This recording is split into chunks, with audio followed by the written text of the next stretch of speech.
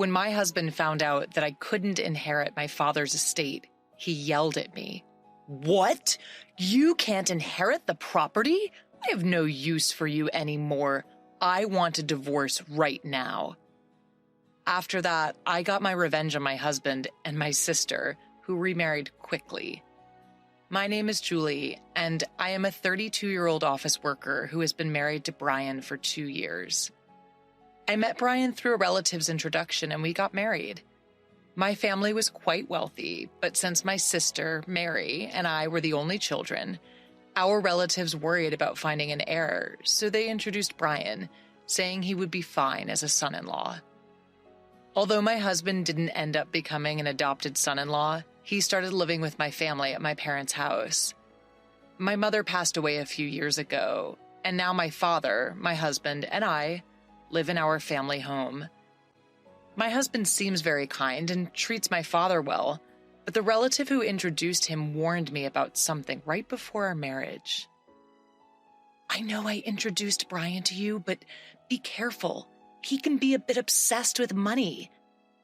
Even though I was about to get married and had already done the engagement ceremony, I couldn't see any signs of my husband being money obsessed, so we went ahead and got married.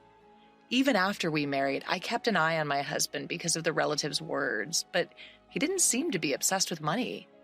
However, he did seem curious about my father's wealth, sometimes casually asking how much property we had when he joined my father for a drink.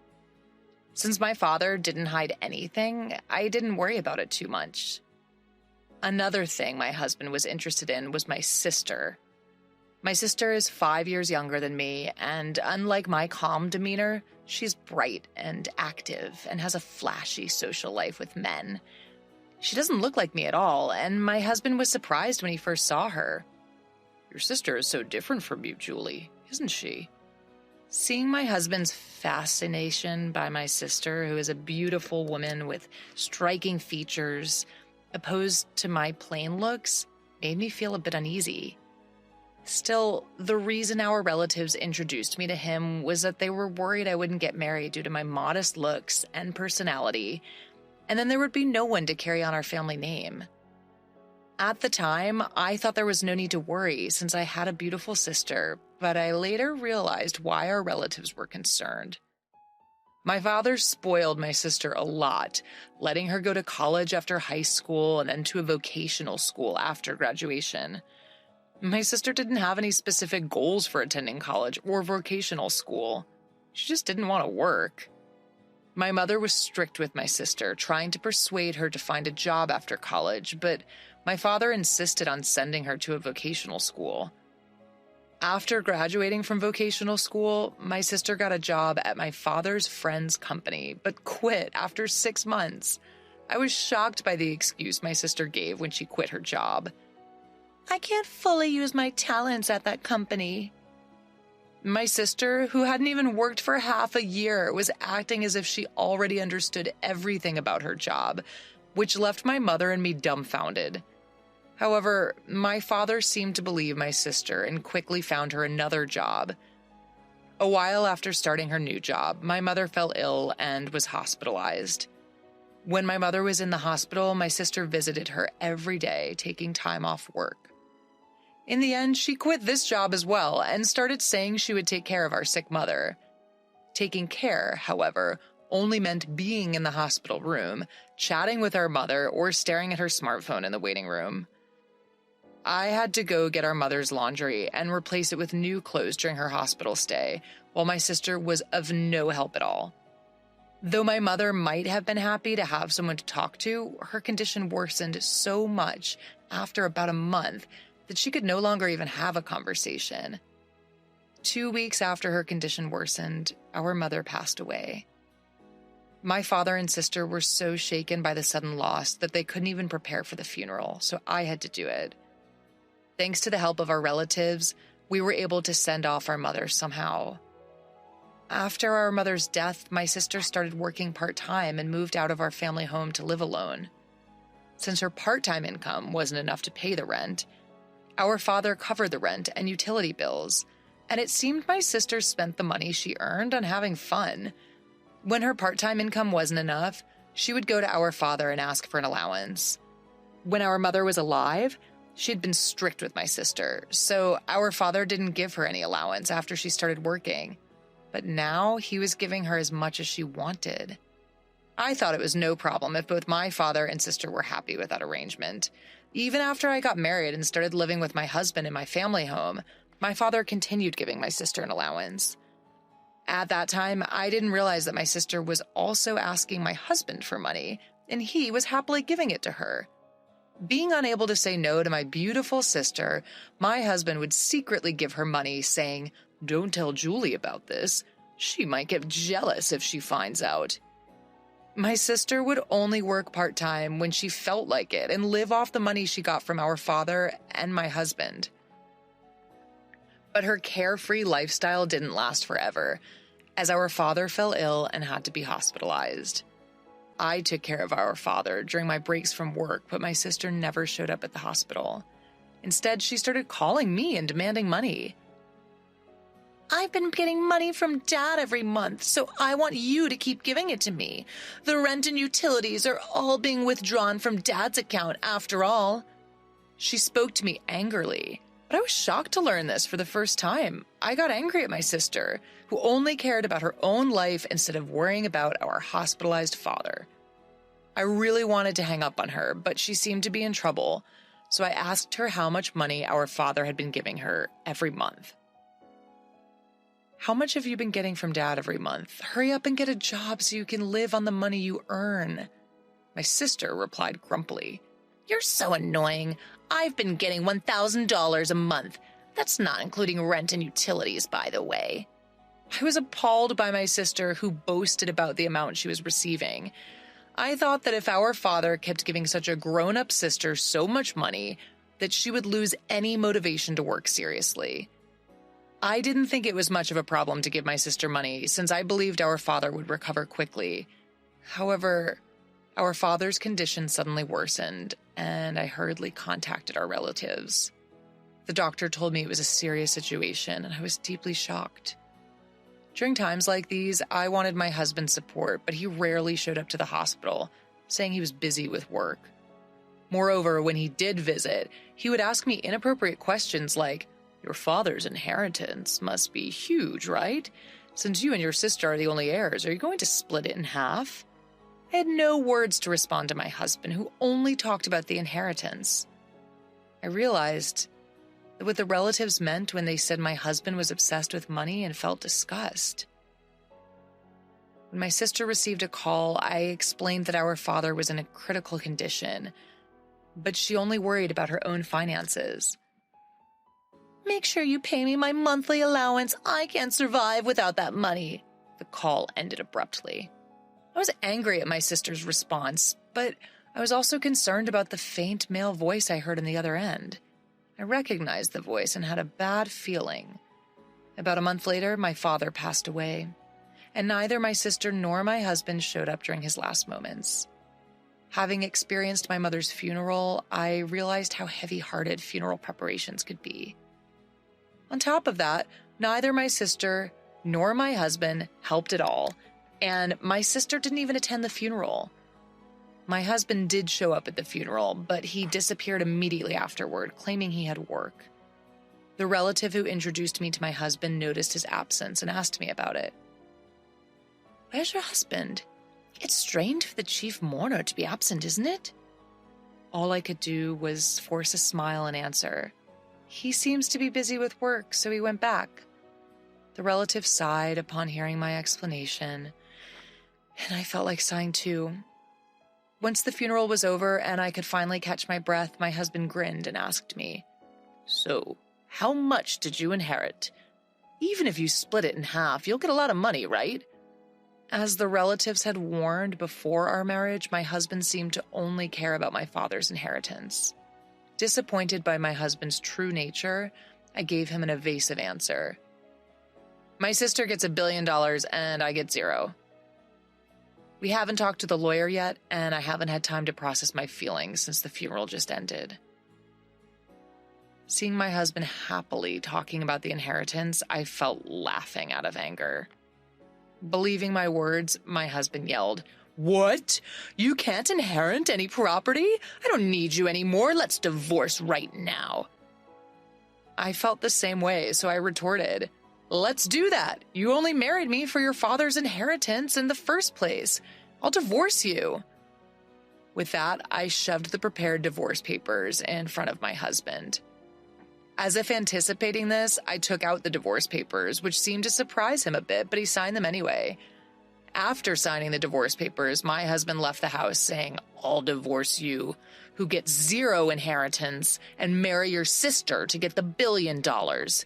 I didn't care, and immediately went to the city hall to submit the divorce papers. I was able to leave my terrible husband. My ex-husband submitted his marriage registration with my sister the very next day. A few days later, my ex-husband called me. Still believing that story, he yelled, when are you going to start the inheritance procedures? Give Mary her $1 billion already. I had been waiting for my ex-husband to contact me. I didn't want to reach out to him after he left our house. I replied to my ex-husband in a business-like tone, let's have a discussion at my place this Sunday. I'm preparing for the procedure and waiting for you. Brian, my ex-husband, was thrilled at the thought of receiving an inheritance and hung up the phone, but I was looking forward to seeing his face when he found out the truth. Over the weekend, my ex-husband and my sister Mary came to our parents' house, and both of them were surprised that I had called a lawyer. However, Brian seemed to convince himself and said, I guess we need a lawyer when we're inheriting a large amount of the money. Then the lawyer, with a puzzled look, started talking to Brian. There is a matter of inheritance, but before that, there is a matter of a claim for compensation from Julie, your ex-wife, towards you, Brian. He showed Brian several photos. In those photos, Brian was coming out of Mary's house, and the date was clearly written.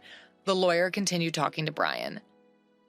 Since these are photos proving infidelity before the divorce, you have to pay compensation. When I heard Brian talking about the inheritance over the phone with Mary, I immediately asked the lawyer to investigate Brian's infidelity. Maybe he thought I was too busy with my father's funeral, but Brian and Mary met at Mary's house almost every day, and thanks to that, I was able to get many evidence photos. The conversation about inheritance turned into a conversation about compensation, and both Mary and Brian were speechless. But Brian quickly recovered and retorted, compared to the $100 million inheritance, compensation is just a small amount. I'll pay it right away. When the lawyer handed him the compensation claim documents, he signed them easily. After confirming that, I told Brian, I'll make sure you pay the compensation since you've signed it. But be happy with Mary, who has zero inheritance. The moment Mary heard zero inheritance, she screamed, What do you mean my inheritance is zero? I'm supposed to have $100 million. Brian's face turned red, and he got angry, saying, There's no way there's zero inheritance. I won't let you take it all for yourself. The lawyer calmly started explaining to the angry pair. Mary is the daughter of your late mother from a previous marriage, and since she has not been legally adopted by your late father, there is no legal parent-child relationship. Therefore, Mary cannot inherit your father's estate. I also told Mary, who seemed to be confused. I don't think you remember because you were only 1 year old when our parents got remarried, but I remember it clearly. I was 6 years old when our parents remarried, and I remember being happy that I suddenly had a sister. I never thought that such a sister would steal my husband. Both our parents were struggling with young children and had someone mediate between them, thinking it would be best for them to remarry. My mother treated me like her real daughter, and my father treated Mary with care. My father might have spoiled Mary because she was not his real daughter, and he wanted to be extra careful with her. Our parents each had a child when they remarried, and my mother, who was suspected by relatives of marrying my wealthy father for his money, refused to have Mary legally adopted by him. The reason the relatives kept recommending marriage proposals to me was that they knew I was the only one who could inherit my father's estate. If our parents had had a child together, things might have gotten even more complicated, but fortunately or unfortunately, they didn't have any children. They might have decided not to have children to avoid future inheritance disputes. It has now become clear that our father continued to support my sister financially after she became an adult because he couldn't pass on his inheritance to her. I am not legally related to my mother because we did not go through adoption, but it never bothered me in daily life. It seemed our parents never told my sister that they were both remarried, and she found out the truth for the first time that day. My ex-husband's face changed from red to pale as soon as he realized the situation. He signed the documents and was even asked to pay for damages when he couldn't get the inheritance he had been expecting from my sister. With a blue face, my ex-husband said to me, "Was what you said about my sister getting $10 billion and me getting nothing a lie?" Holding back laughter, I said, "Of course it was a lie. It was to get back at you for cheating on me behind my back. Besides, there's no way Dad's inheritance was worth $10 million. Even our wealthy father didn't have an inheritance of $10 million. My sister, who had been silent until now, suddenly screamed, "I've made a lot of purchases relying on Dad's inheritance. What will happen to the money he used to give me? Will you pay for me, big sister?" I answered my frightened sister, "You have a reliable husband now, so you don't need it anymore, right? Have Brian support you." My sister looked at my pale-faced ex-husband, but he shook his head. "I also have made various purchases expecting the inheritance. So I don't have the means to support you. Besides, I have to pay for damages, so I'm barely managing myself." After saying that, my ex-husband suddenly knelt down in front of me and started apologizing. "Julie, I'm sorry. It was my fault. Will you forgive me and take me back?" The lawyer, who had been watching, laughed while packing up to leave. His arrogant attitude from earlier was gone, and he looked ridiculous kneeling down. After the discussion, my ex-husband and sister left with their heads down, and they soon got divorced. For my ex-husband, who remarried with the intention of inheriting my sister's assets, he was no longer interested in her when she didn't receive the inheritance. He told me he couldn't take care of my sister because he had to pay me damages. Since my ex-husband had no property, we agreed that he would pay the damages in installments from his monthly salary. The lawyer advised that this way I wouldn't miss out on anything. My sister, now without our father's support, worked part-time every day, but she couldn't pay off her debts and ended up filing for bankruptcy. She eventually had to leave her apartment, and no one knows where she went. Our father had supported my sister out of love, but in the end he spoiled her too much, and she became unable to work seriously. Later, a relative tried to introduce me to a potential marriage partner again while I started living alone in my childhood home, but I declined. I don't want to be introduced to someone like my ex-husband again, so this time I want to find a suitable marriage partner on my own.